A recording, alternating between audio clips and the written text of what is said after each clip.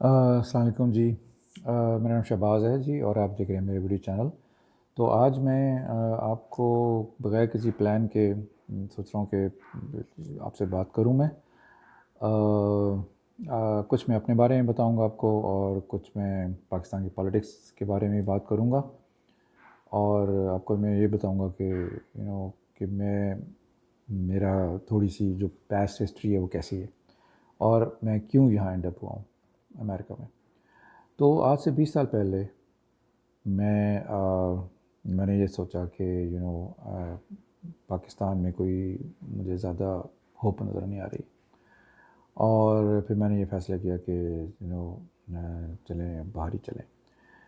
हमारी एक बेटी है और उसका जो है मुझे फ्यूचर थोड़ा-सा ब्लीक लग रहा था क्योंकि उसको इंजीनियरिंग का शौक़ था और पाकिस्तान में इंजीनियरिंग जो है वो लड़कियों के लिए बिल्कुल मौजूद नहीं है क्योंकि वहाँ पे पूरा मेल डोमिनेटेड सोसाइटी है और ख़ासतौर से इंजीनियरिंग में तो 99.9% जो हैं वो लड़के होते हैं और I didn't feel comfortable in sending my daughter to a place where there were like so many male males around.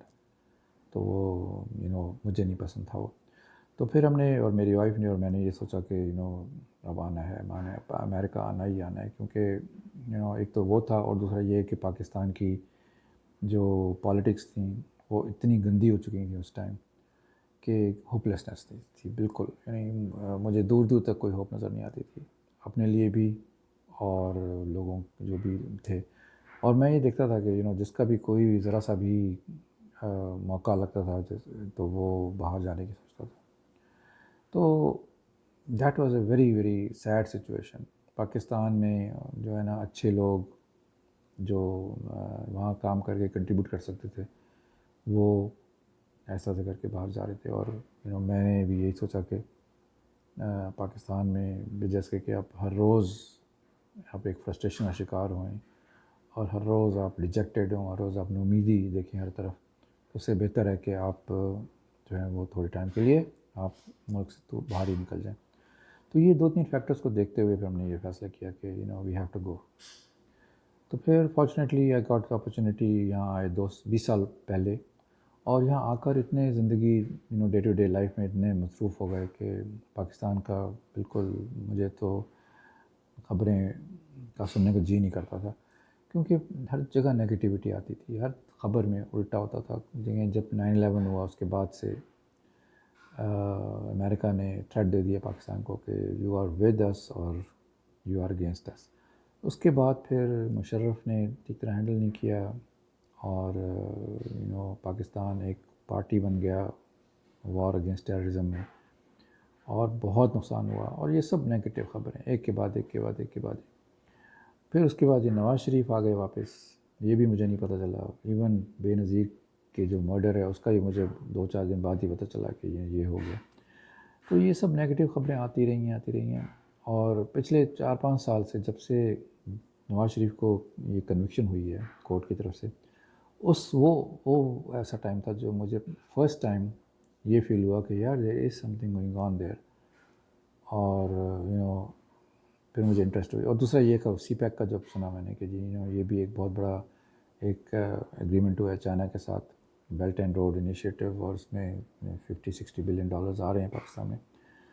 वो एक होप थी और प्लस ये नवाज़ शरीफ का जाना, ये सबसे बड़ा तो ये था और इमरान खान का इमर्ज होना, ये सब चीज़ें पॉजिटिव मुझे नज़र आईं, मुझे थोड़ी होप नज़र आई। उसके बाद से फिर मैंने पॉलिटिक्स में इंटरेस्ट लेना शुरू किया और फिर तकरीबन हर रोज़ मैं पिछले 3-4 साल से तो मैं हर रोज़ मेरा ये मेन काम यही है कि मैं वहाँ की न्यूज़ सुनता हूँ। ख़ास तौर से यूट्यूब के जितने चैनल्स हैं, यूट्यूब के बहुत सारे लोग हैं। अब मैं एक वीडियो वो भी करूँगा जिसमें मैं ये बताऊँगा कि कौन-कौन से लोगों को मैं सुनता हूँ और मैं सजेस्ट करूँगा बल्कि कि कौन से लोग, क्योंकि मैंने इतने देखे हैं, इवन मैंने इंडियन चैनल्स बहुत देखे हैं और मैंने जो नवाज़ शरीफ के जो चैनल्स हैं, नवाज़ शरीफ के जो ये लिफाफा जर्नलिस्ट्स हैं उनको भी मैंने बहुत सुना।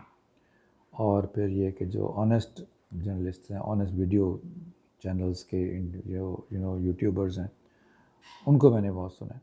तो ये सब देखकर मुझे एक उम्मीद हुई है।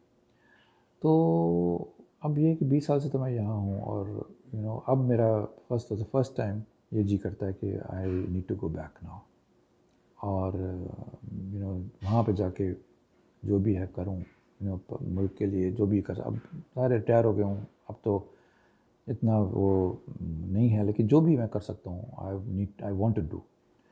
تو اینی ویز یہ میں نے آپ سے بات کرنی تھی. تو اور بھی بہت ساری باتیں ہیں کرنے کو، یہ کہ لیکن بہت سارے میں یہ دیکھتا ہوں امریکہ میں، میرے خیال میں like 50 to 60 to 70% of the people جن سے میں بات کرتا ہوں، وہ ان کی آنے کی ریزن یہی ہے کہ وہاں لیک آف اپرچونیٹیز ہے پاکستان. اور لیک آف اپرچونیٹیز کیوں ہیں؟ وہ اس وجہ سے ہیں کہ ہماری یہ جو لیڈرشپ ہے، یہ انتہائی نااہل لیڈرشپ رہی ہے پچھلے سالوں میں. انہوں نے کبھی نہیں سوچا پاکستان کا، ان کے سارے موٹیو سیلفش تھے، کرپٹ تھے، پیسے کمانے کا مقصد تھا ان کا. اور دوسرا یہ ہے کہ نواز شریف جب سے سعودی عرب سے آیا، تو سعودی عرب میں کیا ہوا ہے کہ میرا خیال میں موسٹ پرابلی یہ ہوا ہے کہ وہاں اس کے لنکس ڈیولپ ہو گئے ہیں سعودی عرب میں. ایک تو یہ کہ پہلے بوگس تھا اس کو آرمی کا بہت زیادہ، کہ آرمی کے اگینسٹ، کیونکہ مشرف نے نکالا تھا اس کو، تو 10 سال کا اگریمنٹ بھی ہوا تھا کہ یہ نہیں کرے گا، لیکن پھر 10 سال سے پہلے آ گیا، اور وہ بھی جھوٹا نکلا اس میں کہ انوالو ہو گیا پالیٹکس میں، جبکہ اس نے یہ پرومس کیا تھا کہ 10 سال کے لیے نہیں کرے گا. وہ الگ سٹوری ہے. لیکن اس کے علاوہ جو ہوا ہے وہ یہ کہ نواز شریف کے دل میں اتنا زبردست کینہ تھا کہ how dare anybody kick me out of the country. میں یہاں کا پرائم منسٹر تھا، یہاں کا میں حکمران خاندان تھا، اور میں یہاں کا حکمران تھا، اور میں یہاں کا پرائم منسٹر تھا، اور how dare anybody kick me out. تو وہ اس کے دل میں اتنا کینہ تھا کہ اس نے آتے ہی آرمی کے اگینسٹ سارا وہ شروع کر دیا کہ بھئی یہ سازشیں شروع کر دیں. اس کے لنکس تو آلریڈی بنے ہوئے تھے انڈیا کے ساتھ سعودی عرب میں، کیونکہ وہاں بھی بزنس مین ہیں انڈیا کے، تو ان کے ساتھ لنکس بنے، اس کے لنکس کے تھرو پھر مودی کے ساتھ اس کے لنکس بنے. تو یہ اندر سے یہ پلاننگ، یہ سازشیں ہو رہی تھیں پاکستان کے خلاف. آپ سوچیں کہ پاکستان کا جو سب سے بڑا، ایک سب سے پاپولر پولیٹیشین، کہ یہ حال ہے کہ وہ پاکستان کے خلاف سازشوں میں مشغول ہو گیا یہاں کے پرائم منسٹر بن کے. تو یہ تو سراسر غداری ہے. اور یہ رد الفتح انہوں نے شروع کرنا ہے آرمی نے، یہ جلد سے جلد شروع کرنا چاہیے، کیونکہ یہ ساری کی ساری پارٹی میں یہ کہتا ہوں غدار پارٹی ہے. یہ جو بھی نواز شریف کی بات کرے گا وہ غدار ہوگا، کیونکہ یہ ڈائریکٹلی اور ڈائریکٹلی ان کو سب کو پتہ ہے کہ کیا ان کے ایجنڈا ہے، کیا ان کا پلان ہے. تو ان کو جو ہے نا، جو بھی ڈائریکٹلی انڈائریکٹلی جو بھی سپورٹ کر رہا ہے وہ غداری کے اس میں آتا ہے، اور ان کو غدار سمجھنا چاہیے، اور ان کو غدار کی طرح ٹریٹ کرنا چاہیے، اور ان کو سزائیں غداروں کی طرح ملنی چاہیے. تو اینی ویز بات کہیں سے کہیں نکل جاتی ہے، تو میں نے کوشش یہ کی کہ اس کو ایک فوکس رکھوں، لیکن مشکل ہوتا ہے.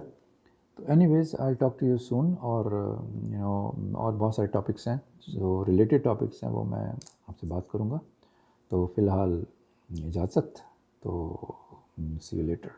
خدا حافظ.